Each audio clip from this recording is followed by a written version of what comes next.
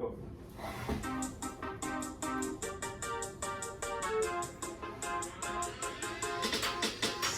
Welcome, sports fans, to the Shift Your Thought podcast with your hosts, Josh Sanger and Neil Rampersad.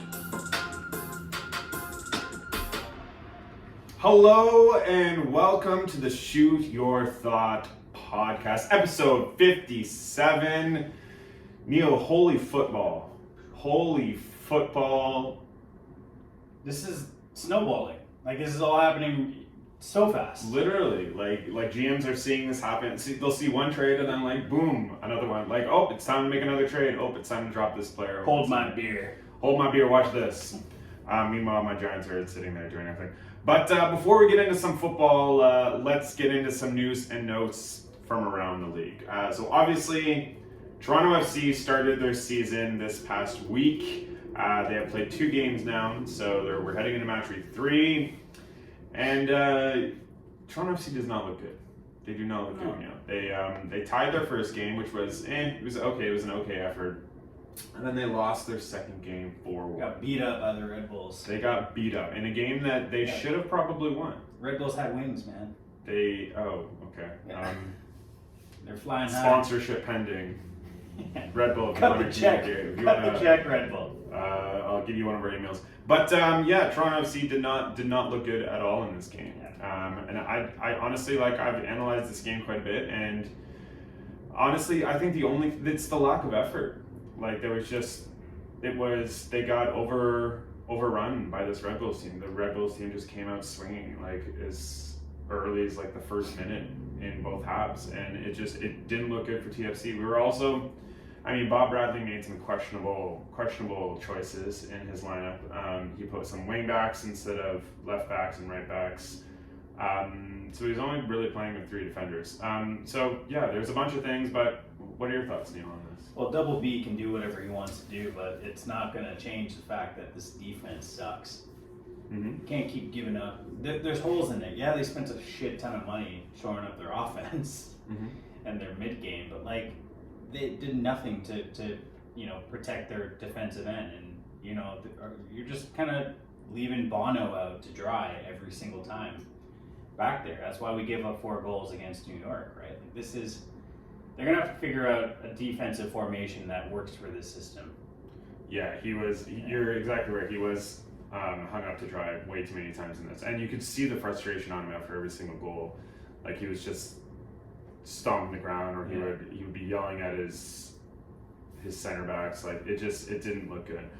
But Toronto FC does have reinforcements coming. They have made a lot of signings that are not going to be starting until midway through the season, or even a quarter of the way through the season. So as long as they can stay afloat, as long as they can stay relevant, I think they'll be okay. It's not time to press the panic button. I'm optimistic. We're only 2 games in.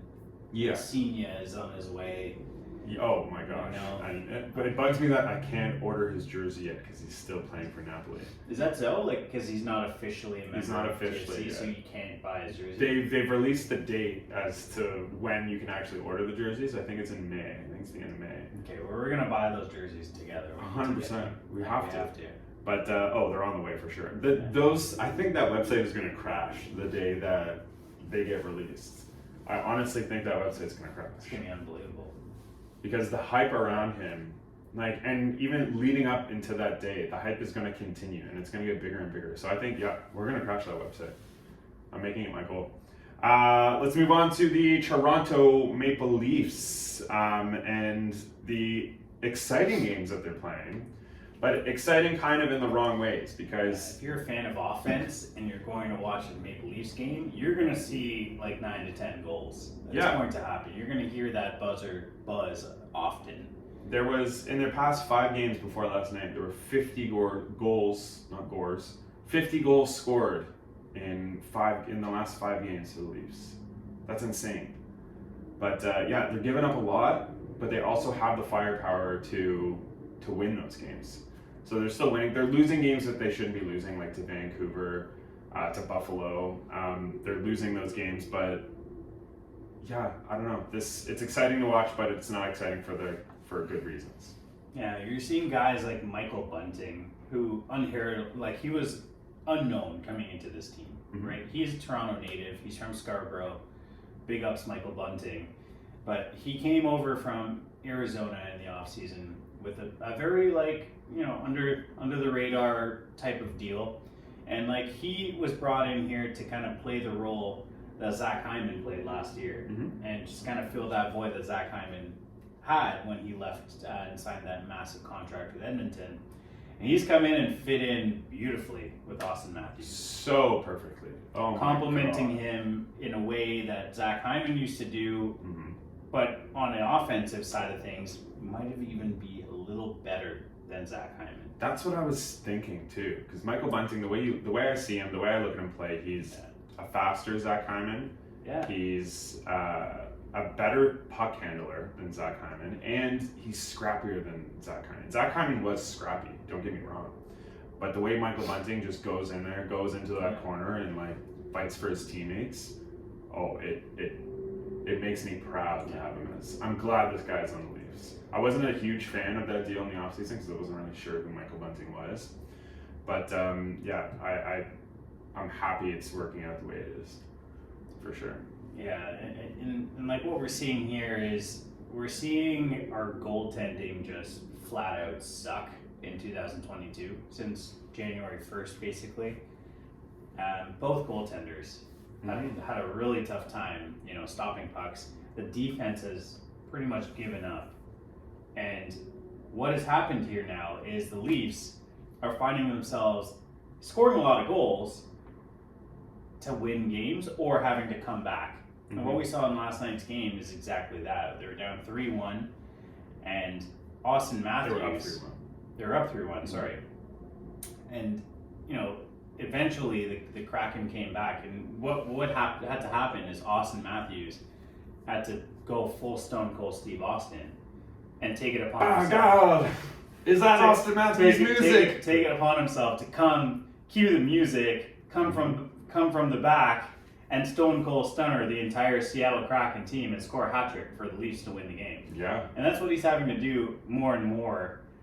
And he's actually embracing it and scoring more. And to the point now where he might potentially be the best player in the game. You think?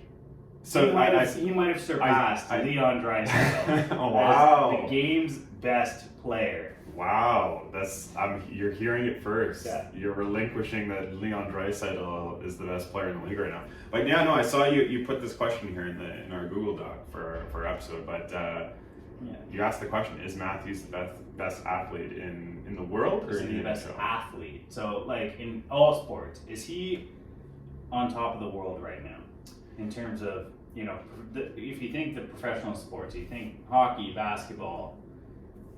Between those two, because those are the two current sports. I think currently Auston Matthews is the hottest athlete in the world. Is it the most dominating right now? Yeah, I think so. He's got 43 goals. He's demolishing the goal race right now.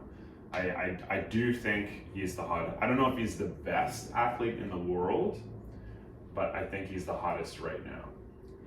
Since his first career shift ever played in the NHL in 2016. Against Ottawa, yeah. You remember that game where he scored 4 goals? I will always in his remember that game. First ever game. But since 2016, since he played his first shift, his first game, the total goals in the league since his first shift, he has 242. That is the most out of anyone. Ovechkin has 241, and Draisaitl has 216. Wow. So he has the most goals since he came into the league. He has the most goals since that first game in 2016. Since 2016, he has the most goals. Yeah. And so are you finally admitting that there's a player better than Leon Draisaitl? Well, the Feds. He might be right now. He's playing at that level to garner that sort of respect. But Leon is Leon. Let's not forget. Leon Draisaitl is the great. Leon the professional. Leon the great. What I was as I was watching the game last night, and as they were talking during the break, the panel on TSN was talking about the fact that what did the Leafs have to do before the trade deadline. And I know we've talked about this a couple times on our show, But now that we know that Muslin's going to be out for a month, that's his skating timeline. again. He's skating, but they're being cautious because they weren't cautious before, and look what happened. He got another concussion. So his timeline right now is just about a month. And there are a couple free agents that are on the market right now. One of them being Jacob Chikrin from Arizona. He's 23 years old. Free agent. Not free agent, sorry. Trade. Not free agent. Trade. Target. Yeah, trade target. He's still got, I think, 2 years on his contract in Arizona. But he is, I think, number one on the trade bait right now. And he's 23 years old. He's a great defender. Yeah. He's the assistant captain on Arizona, so we know he has leadership. So do the Leafs bring him over? Well, the trade deadline's on March 21st, which is coming up in 12 days from now. So a lot can happen from now to then, Josh, but the way this fucking team is played, they're begging front office to go out and get some more defensive help. They're begging. They're saying, hey, we're struggling right now. Soup has no confidence. Don't even get me started with the backup goalie. He like this team, yeah, we can be rumored to defensive players. The thing is, Dubas has a hard time swinging deals because other teams know what our glaring need is. And it's very obvious. Yeah, we're going to have, if anything, if we've seen anything from last year's deadline, it's going to cost us draft picks. It's going to cost us first round which is draft picks. fine. Like, To it's get the Chikrin, Leafs. though, Chikrin's not a defensive player. Yeah, I know, but He's if not a stay-at-home defender. if we take on his contract, he's going to be with us for the next 2 years. My- It's not going to be like a Nick Foligno who's there until the end of the season and then boom, see you later. But my concern is we go out and we get another offensive-minded defensive player, and it doesn't help us at all. Like, we need a stay-at-home. We need 2 stay-at-home defenders. Okay, let me give you another name. Mark Giordano. Great. Bring him in. Yeah? Giordano. We need someone like Chris Tanev, like someone who is literally a defensive-minded defensive player. We need... That's what we need. This offense needs no help. No, the offense They need is fine. zero help. I Like, also we don't need think... defense. I We also need don't big think bodies. that Jack Campbell and Peter Mrazek are not the problem here. I don't think. Mrazek that's going to turn out to bite us in the ass with that contract. If we can find a way to flip him, we have Justin Wall, who's tremendous. See, I like Mrazek. I do. Yeah, he's a great person. He's a great No, guy. I like him as a goalie. I like him as a goalie. I do. When he was with Carolina last year, he was lighting it up. He had 6 or 7 shutouts last season.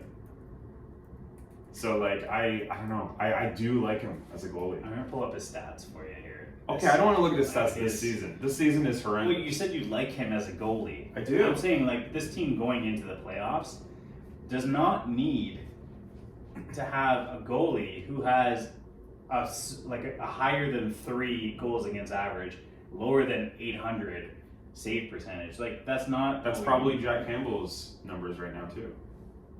Not on the season. They're both- Maybe since January 1st. They're both struggling. They're both struggling right now. But I think that has a lot to do with the fact that they're getting hung out to dry a lot by this defense. So I think the Leafs are definitely going to. Well, they have to. They have to sign defensemen before this trade deadline. Yeah. And I'm fine with them giving up first round picks. I'm fine with it. They're going to be. Hopefully, they're going to be later round picks. So I'm fine with that. Do you agree? I agree. Yeah, we need to make a trade. There's a lot of teams that are tanking right now. We've been linked to offensive players. That's not what we need to be doing right now. The red light is on. Emphasis on defense. Try to trade Mrazek if you can. Get him out of here. Get that contract out of here. And then let's move on. All right, GM Neil, let's move on in our show as well. Let's talk about some football. We got a whole lot to talk about. Let's start off. The Wheeling Nailers need a GM. I'm available. My God, this is your pitch right now? This is going to be a the solo show ECHL. after. Shout out to ECHL. If If the Wheeling Nailers need a GM, I'm available. Next episode is going to be your goodbye episode because you're going to be a GM. Yeah. What football stuff do you want to talk about first? Oh my God, what a day! What? Not even a week. What a day! Literally yesterday. Let's talk about an individual who it seems like we talk about every week. He goes by the name of Aaron. Yeah, let's get him out of the way. Why not? So Aaron Rodgers, as it was reported yesterday, decided to sign an extension, a 4-year extension to stay on with the Green Bay Packers. After time and time again, we've seen this go back and forth. It's like a fucking soap opera. It happened to be like he put out a post last season where it was similar to like The Last Dance with him and Devontae Adams, where they were both in their final year with the Green Bay Packers, and then there were talks about him potentially retiring.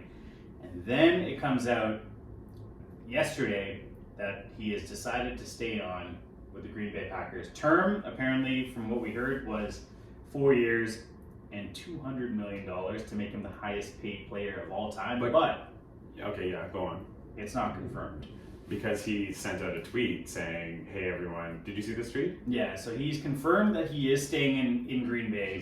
The contract has not been finalized, but they're working on it. That said, he will be the highest player of all time. One way or another. The highest paid player. Of all time. Mm-hmm. There's no doubt about it. It surprised me that the term was 4 years, because I don't think he has 4 years left. That would make him a 43-year-old by the time he finishes his contract. I think he has 2 years max.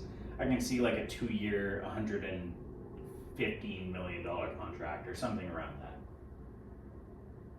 That's what my suggestion is. But the big news is that Aaron Rodgers is back with the Green Bay Packers. Devontae Adams has been franchise tagged. We will see if he signs that franchise tag. Franchise tag's gonna be about $20 million a season. Regardless, they got the quarterback. The Packers are packing. And what my big question is, what a fucking joke that Jordan Love draft pick is turning out to be. Honestly, looking back at that draft pick, everyone was shocked when they made that draft pick, right? Yeah. They drafted a quarterback when Aaron Rodgers was in his prime. And so obviously it caused some turmoil in that organization. But he's been sidelined since then, and this was supposed to be, his year with the Packers. Like, if they weren't going to go out and get another quarterback, Aaron Rodgers was going to leave, and Jordan Love was going to be the starting quarterback. And now, just the memes that came out after it was announced that Aaron Rodgers was staying. Can we just, change Jordan Love's nickname to the Heir Not Apparent? The Heir Not Apparent? Yeah. I think you can TM that. He's not the heir apparent anymore, because Aaron Rodgers is staying on permanently. Wow, your transitions today are just on point. Wow. Feeling funny. I don't know. Does Jordan Love stay with the Packers, or does he? Yeah. He's going to continue to develop, but he's under contract. He has no choice. And there's no way they're going to trade him. They could. But he would. Jordan Love would be a great quarterback on the Pittsburgh Steelers. Jordan Love? Yeah. Yeah, I think so. They would have to trade for him, though. Yeah. Steelers would have to give up quite a bit. But yeah, no, I was surprised by this Aaron Rodgers news. I really was. I know he's played there his entire career, and I know that it would be weird to see him with another team, but the soap opera that is the Green Bay Packers and what has gone on with them over the past couple of years between, the entire management and Aaron Rodgers. So, I honestly thought this was going to be Aaron Rodgers last year. But honestly, I think the way he went out this season, in typical Green Bay fashion, being favorites to go to the Super Bowl, then obviously not making it there. I think that has something to do with the fact that he's staying. You know what I mean? I think he's staying on because he wants to go out on a winning note. Yeah. He's going to be one of the few quarterbacks. If this stands, he's going to be one of the few quarterbacks to spend their entire career with the same organization, from start to finish.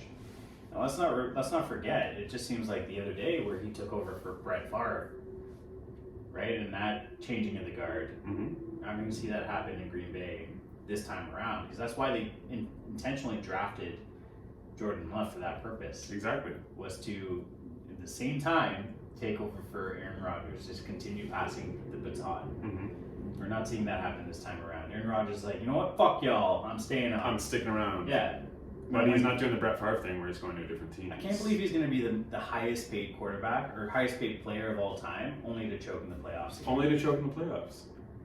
Why would you continue to pay this man what you're paying him if he does the same thing every single year? Yeah. That's what I don't understand. Can we move on from Aaron Rodgers? Yeah, let's talk even bigger news than Aaron Rodgers. Something that shocked sports world everywhere yesterday. The Denver Broncos, who were holding on to the 9th pick in the NFL draft coming up, who were targeting Aaron Rodgers, saw the news that Aaron Rodgers has decided to stay with the Green Bay Packers and immediately pulled trigger on their what had to have been their plan B. Was this a knee-jerk reaction, like immediate? Because it seemed it happened in the same day, like within hours. No, they knew what they were doing. They needed the missing piece on that team was a quarterback, a talented quarterback. Their defense showed a lot of promise last year. The Broncos? Even dealing away Von Miller mid-season. Von Miller, who's rumored to be going back there. He's made some cryptic posts about, do you think they'd let me have my old locker back? He's going back. He's won a chip. He loves Denver. Like, I think he wants to come back. Yeah, he's won a chip. He's going back home. Yeah. They have so many young pieces. Cortland Sutton came back from a major injury last season. They still have Jerry Jeudy, who's going to be a star. Mm-hmm. They still have Tim Patrick. Who cares about Tim Patrick? They Right, traded well, away Noah Fant, but fine. They still have another stud tight end in the wings. They also have a stud running back in Javonte Williams. I thought you were going to say Melvin Gordon. And Melvin Gordon, who is rumored to be coming back. Their offense is just missing a stud quarterback. And now they've gotten Russell Wilson to complement all that, who loves to air it out deep. Mm-hmm. This team's going to be a Super Bowl favorite this season, I feel, in with this trade. So I have the full details of the trade here. Broncos receive, obviously, Russell Wilson and a 4th-round pick from the Seahawks. Now, the Seahawks receive from the Broncos Drew Lock, the quarterback, Noah Fant, the tight end, Shelby Harris, the defensive lineman, 2 first-round picks, 2 second-round picks, and a 5th-round pick. Who won this trade, Neil? Let me ask you, who do you think won this trade? I've been going back and forth on this. I think the Broncos won this trade. The fucking city of Seattle should press charges against this organization. Because if you trade Russell Wilson for Drew Lock, to start Drew Lock for 17 games, you have to press charges. You have to. I saw a tweet where it's just like, I feel so bad for Noah Fant. He went from having Drew Lock as his quarterback to having Drew Lock as his quarterback. He's, I mean, I've seen it, a bunch of memes, obviously, like DK Metcalf reacting to this news. Yeah. It's yeah. I don't know, does Seattle go into rebuild? I mean, they have to now, don't they?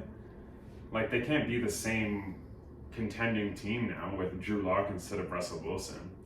They do have 2 first-round picks, 2 second-round picks, and a 5th-round pick. Do they go into a rebuild here? I see. The thing is, I think both teams are winners in their own rights. I really do. And the reason I say this is because, number one, the Denver Broncos are going to be favorites to make it to the Super Bowl. But they got to make it out of their own division first. And that division is crazy. You know who I feel is the biggest loser out of this trade is Derek Carr and the Las Vegas Raiders. Because Derek Carr, twice a season, needs to go up against Patrick Mahomes, Justin Herbert, and now Russell Wilson. That's 6 games out of 17. He plays those teams twice a year. There was no chance, you heard it here first, there's no chance that the Vegas Raiders make it out of that division for the next 6 years. So if you're the Vegas Raiders, you need to start a rebuild right away. Try and get whatever value you can for Derek Carr, because that's the biggest out of this deal that happened yesterday. The biggest loser is the Las Vegas Raiders. I mean, Derek Carr is clearly the worst quarterback in that division now. I still think Derek Carr has some juice in him. I mean, he's gone to the Pro Bowl, 4 times? I still think he has some juice in him. I think, see how this year goes with the Raiders. I know there's a lot of rebuilding management-wise that's happening in the Raiders right now with obviously the whole John Gruden thing that happened last season. But I think you can ride this year out with Derek Carr and, develop whatever you do in this draft. And then if this year, when it inevitably goes wrong, I think you can then start your rebuild. If Denver is really going all in, then they should go out and sign a Gronkowski to complement what they have going on right now. Denver is doing exactly what LA did last season. They're telling the world that, hey, draft picks are cool, but superstars are better. Mm-hmm. You know what I mean? They're literally saying, like, we don't give a fuck about the future for the interim. We're going to trade whatever we have to win right now. And that's a bold strategy. I think LA has ruined this for a lot of teams because they had the winning formula this season. They were a super team. They were a super team. Yeah. They literally were a super team, and it paid off. Yeah. So that's exactly what Denver is doing right now. Denver had the core. LA had the core, but they didn't have the quarterback in Jared Goff. Jared Goff was a goof. He sucked. They traded for Matt Stafford. They won a chip. Denver had what you considered a good quarterback in Teddy Bridgewater this season. It was between Teddy Bridgewater and Drew Lock. Well, they're both garbage. I know. Drew Lock is probably going to be better than, you heard it here first again, he's probably going to be better than Russell Wilson in 3 years. Drew Lock. He was a second rounder. He was drafted in the second round. Drew Lock is going to be better than Russell Wilson. Yeah, okay. Hey, I'm holding out hope. Seattle knows something we don't, okay? Like, they obviously have done their scouting. But what I was saying is, the formula that LA used is the formula that you're going to see a lot of teams who have these sort of foundations in place start to use as well. Denver feels like they're on, like that they had the only thing they're missing is a star quarterback away from winning a championship. Mm-hmm. Went out and got it. Now you're gonna start to see them add smaller pieces to complement the big pieces they have, and I can see Gronkowski wanting to sign there in that dynamic. See, I don't think Gronkowski is relevant without Tom Brady anymore. Honestly, Gronkowski is the kind of guy that wants to go to Denver just to smoke some weed and play some football. He wants to do that. Yeah, he just like... he's a CBD spokesperson. True. It only makes sense. He is also the Manscaped spokesperson. Did you see that? Yeah. Oh, love that for that guy. My prediction is, I think with the Noah Fant throw-in this deal, I think there's more to it. I feel like Gronkowski could potentially... That's just my thought. He could potentially... So you think Denver has a plan to get a tight end? Because obviously, Noah Fant is not a bad tight end. He's a good tight end. I think he's top 5 in the league tight end. So you think they obviously have a plan to go out and get their own tight end? Yeah, whether it's Gronkowski or another free, they're going to add a tight end. I mean, Kyle Rudolph just got released by the Giants. If you get released by the Giants, you know you're trash. Yeah. It's time to hang him up. Speaking about being released, the Seahawks just released Bobby Wagner. Yeah, Bobby Wagner was drafted in the same draft class as Russell Wilson. Mm-hmm. Bobby Wagner was drafted in the second round that year, and Russell Wilson in the third. End of an era, 10 years for both of those players. Do you think Bobby Wagner retires now, or do you think he... I think he still has value. He's still a top linebacker in the league, but maybe he goes to Denver as well. I don't fucking know. He still has value. He could add veteran presence off the bench or even as a starter for any team. He's still 33 or 34. He still has a couple years left in him. Mm-hmm. He's gone through some major injuries, but he is... But who hasn't? Yeah. Who hasn't?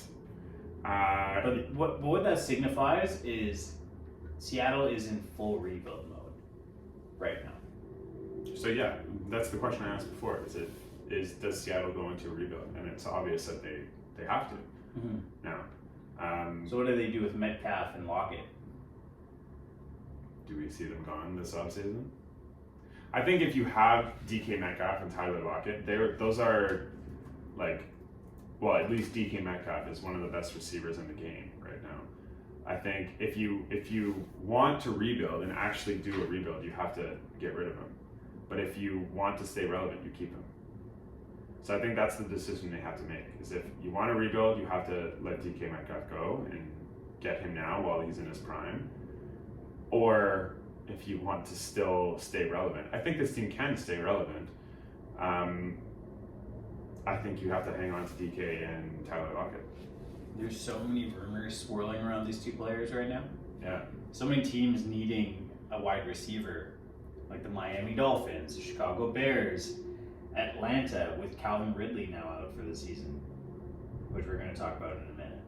Mm-hmm. There's so many teams still needing a wide receiver. So you're going to see rumors. If they can snag value, they're going to deal with it. They're going to deal with these two players. They can continue to recoup first-round draft picks, and why wouldn't they? Yeah, I think we're going to see in the coming weeks whether or not this team is going into a rebuild based off of what they do this offseason. But Calvin Ridley, this is pretty big news. Calvin Ridley was caught on FanDuel betting $1,500. That was the max that he put onto FanDuel. And he is now suspended for an entire season, so 17 games, for betting on Falcons games. He bet for the Falcons to win. Yeah. What are your, just before I get into my opinion, what's your opinion? I don't think that's a year suspension isn't that bad. You look at guys like Pete Rose who are fucking excused from the Hall of Fame, like will never be in the Hall of Fame because of his betting. Calvin Ridley getting suspended a year for betting, yes, it's incredibly frowned upon and like incredibly unethical for him to be doing this. But a year is kind of like an NHL player getting suspended one game for high sticking someone or for slashing someone. That's the equivalent. How is it the same? It's the same because Getting 1 game suspension as opposed versus to an eternity of being banished from the Hall of Fame. I feel like a year suspension is fine. Like he's recovering anyways. He sat out last season anyways, and his tweet after the jury came out that he was going to be suspended for a year. He even said he's like, okay, like no problem. I'll come back even healthier after the year. He said, I know I was wrong, but I'm getting a year, LOL. What I think about this issue is I don't think he's guilty of insider trading information. I don't think that's the case because he was betting parlays. And from a betting perspective, when you're betting parlays, if you know something, you're betting on one game.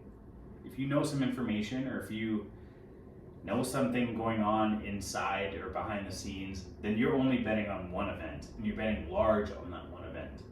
Calvin Ridley was betting like 6 games at a time. He was betting 8 games at a time. You know how difficult it is to win an 8-game parlay? I've never won an 8-game parlay. I don't think I have either. I remember he was betting 6-game parlays and 8-game parlays. So I understand the ethical side of it, but I also feel for Calvin Ridley because those are some ridiculously difficult bets to win. And he was betting on multiple teams. Yeah. So my thoughts on this are that let me just read out before I actually get into my opinion. Let me read you out some stuff here. So Ray Rice, we all know who Ray Rice is. He was caught was in an elevator, pretty sure. He was caught beating his fiance, 2-game suspension. Greg Hardy, Greg Hardy beat up his girlfriend. He got 4 games. Adrian Peterson has had numerous suspensions, but his most significant one was a child abuse. He beat up his kid. He got 6 games. He was arrested for that. charged. He got 6 games. Ezekiel Elliott, we all remember that season where Ezekiel Elliott was pretty much, he was suspended, then he wasn't suspended, then the NFL upheld his suspension, and he came back. It was a whole season of it. Altogether, he got 6 games for beating up women. Calvin Ridley bet $1,500 on FanDuel in a 6-game parlay. He got 17 games. This just goes to show how much of a joke the NFL is. The NFL, what they're, I just don't know. I'm honestly like speechless about this topic because it doesn't surprise me. It really doesn't, because this is who the NFL is. They don't. We've seen numerous times how much they've tried to cover up things that, you know, like domestic abuse. They've tried to cover up just, I don't know. They've tried to cover up a lot of things that they shouldn't. And when it comes to, you know, kneeling for a national anthem or using FanDuel to bet on your own team to win, you're banished almost. Colin Kaepernick will never play another game in the NFL. Like, as much as we see him work out for teams, we see him, you know, announcing that he's back in shape or whatever, or we see videos of him throwing these long passes. Like, he will never play another game in the NFL. And what did he do? He knelt for a national anthem. A national anthem that shouldn't even be played in the first place. And Calvin Ridley gets 17 games for betting. I don't make it make sense to me. Like, all of these stupid little suspensions for these players beating up women. These players just getting moved from team to team, from city to city, so that they can get away from these allegations. And Calvin Ridley gets 17 games. He stepped away from the game of football last season because of mental health issues. He played 5 games. Yeah, I mean, like, he got 17 games. There's clearly a disconnect here with what's, you know, punishable and what's not. You just listed out a list. And that was just some. That was some. That was just some. I didn't even mention, like, Kareem Hunt. We already know there's a problem with this entire league. Like, there's so many things that need to be changed that, you know, this is just one of them, right? Like, number one, players, I understand they're coming down this hard because it's inexcusable, but, like, full season suspension should happen across the board for things far worse than this. Mm-hmm. Ray Rice was caught on video, literally dragging his girlfriend out of an elevator, almost unconscious. And he got 2 games. I don't know. Anyways, I'm mind blown. I'm speechless. I'm honestly mind blown too. And it's the NFL though. It will always be the NFL. And as much as we see these, you know, these great trades that try and distract us from what else is going on, you know, this Calvin Ridley thing, like, obviously he was in the wrong for betting, obviously. But what fucking pro athlete hasn't bet in their league? Calvin Ridley just happened to get caught. Wayne Gretzky placed bets. Not while he was a player, but while he was in management. Yeah. And he got in trouble for it. Every fucking pro athlete bets on sports games. Calvin Ridley just, I don't know, he might have used a username Calvin Ridley from the Falcons. Maybe that's how he got caught. Yo, Calvin Ridley here. Just want to place a bet. Yeah, I play for the Falcons. I'm Calvin Ridley. Calvin Ridley, you're not supposed to be doing that. No, but I play for the Falcons. Just want you all to know I play in the NFL for the Atlanta Falcons. Calvin Ridley, that's unethical. You might get in a little bit of trouble for this. Yo, I'm betting $1,500. Give me that 18 parlay. Yeah. Calvin Ridley, you know that's highly improbable that you're going to win that bet. Yo, I'll give you $1,500. Did I mention I play for the Atlanta Falcons? Yeah. But yeah, that's my opinion on that.